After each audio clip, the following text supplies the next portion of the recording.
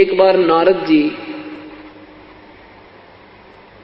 जंगल में साधना करने चले गए। 12 वर्ष तक बैठकर खूब तप किया। मन में मान लिया कि हमने सब इंद्रियों पर काबू कर लिया।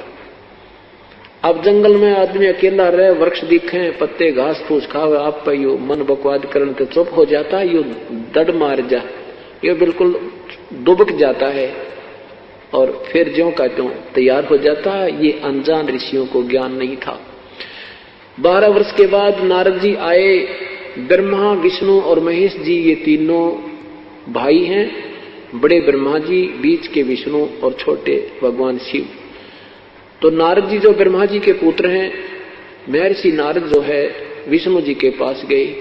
विष्णु जी ने पूछा, भाई ऋषि जी बहुत दिनों में दर्शन दिए, कहाँ चले गए थे?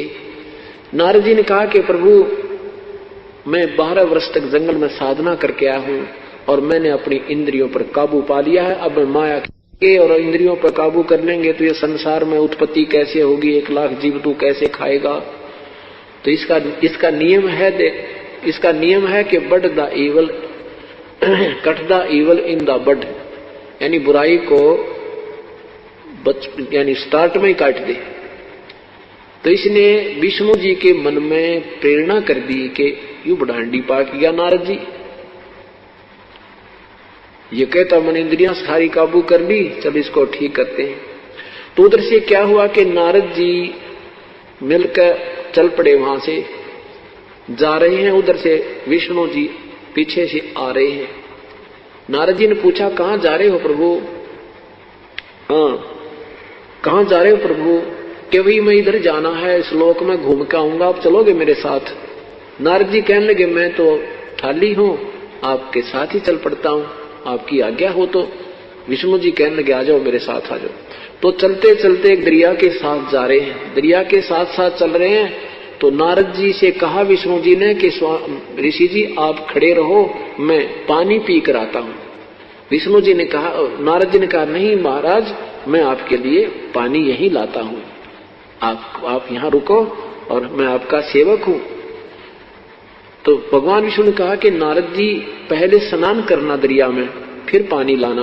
अच्छा जी।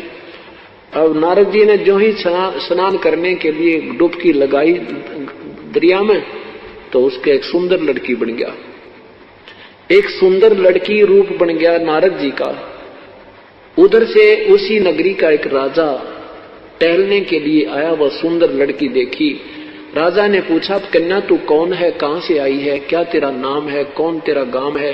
लड़की ने कहा कि मुझे नहीं मालूम मैं कौन हूं, कहां से आई हूं, मेरी बुद्धि काम करना बंद कर चुकी है। राजा ने उस लड़की को अपने साथ लिया, घर ले आया, पटरानी बना दी।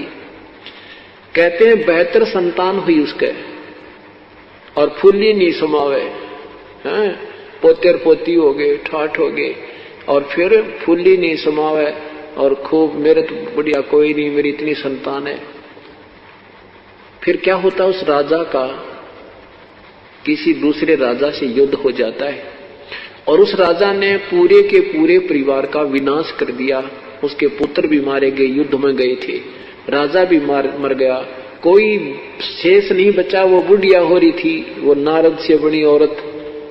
तो उसने सोचा, रो रो के बुरा हाल कर दिया, सारे बाल पाड़ दिए, नो रो रो कर टक्कर मारे। उसने सोचा तू आत्महत्या कर ले और तेरे पास शेष नहीं रहा कोई चीज।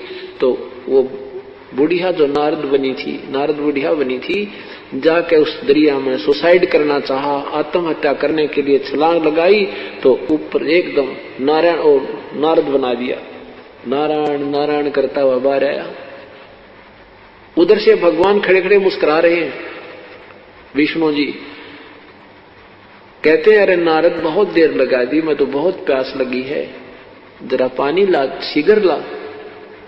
और नारद का सबकी बंदरी, जैसे सपने में कोई ऐसी दुर्घटना महसूस हो जावे और ऐसा रोया कर आदमी और जाग जाना, सपन टूट जा तो भी उसको ऐसे महसूस होता जैसे अभी वो तेरे साथ कोई बुरी घटना घट रही।